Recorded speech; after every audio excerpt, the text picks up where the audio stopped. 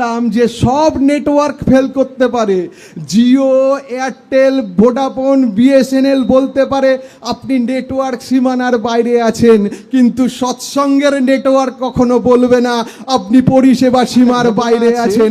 আপনার 2011 সালে আমি তখন কোচবিহারে অ্যাডিশনাল ডিস্ট্রিক্ট অ্যান্ড সেশনস জাজ। তো আমি কলকাতায় আমার পরিবার থাকে, আর কুচবিহার মানে কলকাতা থেকে অনেক দূরে, ওভারনাইট জার্নি করতে হয়। তো যাই হোক, আমি একাই থাকি কোচবিহারের জুডিশিয়াল কোয়ার্টারে। তো একবার কি হলো, 25শে ডিসেম্বর 2011 রাত 2:30টার সময় মোবাইলের ঘন্টা বেজে উঠল। রাত 2:30টার সময় যদি ঘন্টা বাজে তাহলে প্রথমেই হলো যে কিছু একটা খারাপ খবর আছে। ঠিক তাই হলো যে খবর পেলাম যে হাওড়া জেলায় আমার বড় মা, মানে জেঠিমা, মানে জেঠুর স্ত্রী আর কি, আমরা বড় মা বলি, সেই বড় মার বয়স 85 বছর বয়স, তিনি বাথরুমে পড়ে মারা গেছেন।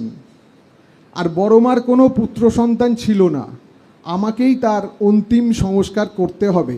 মানে ওই রাত 2:30টার সময় কোচবিহার থেকে কলকাতায় ফিরলে ভালো হয়, কিন্তু রাতে তো কোনো গাড়ি ছিল না বা ট্রেন ছিল না। পরের দিন সকালেও কুচবিহার থেকে কোনো ট্রেন ছিল না। তো সেই দুপুরবেলায় ট্রেন আছে, দুপুরবেলায় ট্রেনে চেপে, সরাইঘাটে চেপে পরের দিন সকালে আমি হাওড়ায় পৌঁছবো। তো কিভাবে ওই দেহ সংরক্ষণ হবে, কিভাবে আত্মীয়দের খবর দেবো, কিভাবে রাখবো, সমস্ত চিন্তা করতে করতে, ফোন করতে করতে রাত ভোর হয়ে গেল। সকালবেলায় আমার এক গুরু ভাই ডক্টর গৌরাঙ্গ বিশ্বাস প্রফেসর, ও আমাকে মাঝে মাঝে থানকুনি পাতা দিতে আসতো।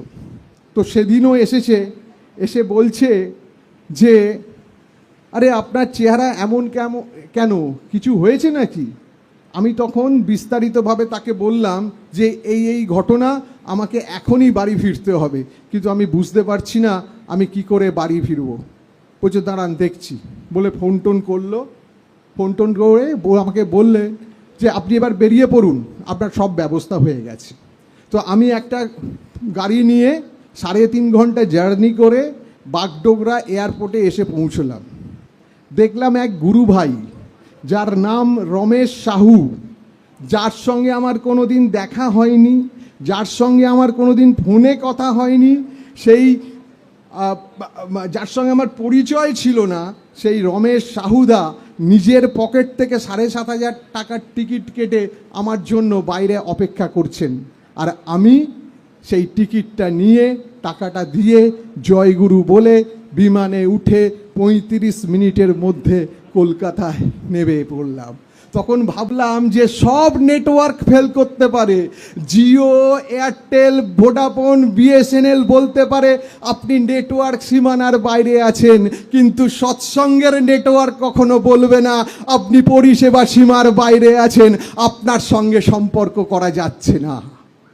পরম প্রেমময় আচার্যদেব, পরম পূজ্যপাদ আচার্যদেব আমাদের সেই নেটওয়ার্কের কথা বলছেন।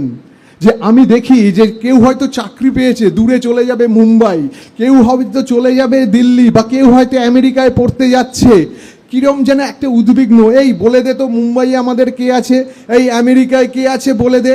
যেমন বাবা যেমন চিন্তিত থাকে, দাদা যেমন চিন্তিত থাকে, তাদের ছেলে মেয়ে বা ভাই বোন যদি যাচ্ছে, সবার সঙ্গে একটা যোগাযোগ করিয়ে দিতে চাইছেন, যেন এই নেটওয়ার্কের মধ্যে থাকে, আর তারা যেন এই নেটওয়ার্কের মধ্যে থেকে কোনো অসুবিধের মধ্যে যেন না পড়ে। আচার্যদেবের সঙ্গ ছাড়া আমাদের জীবন এখন অচল হয়ে গেছে।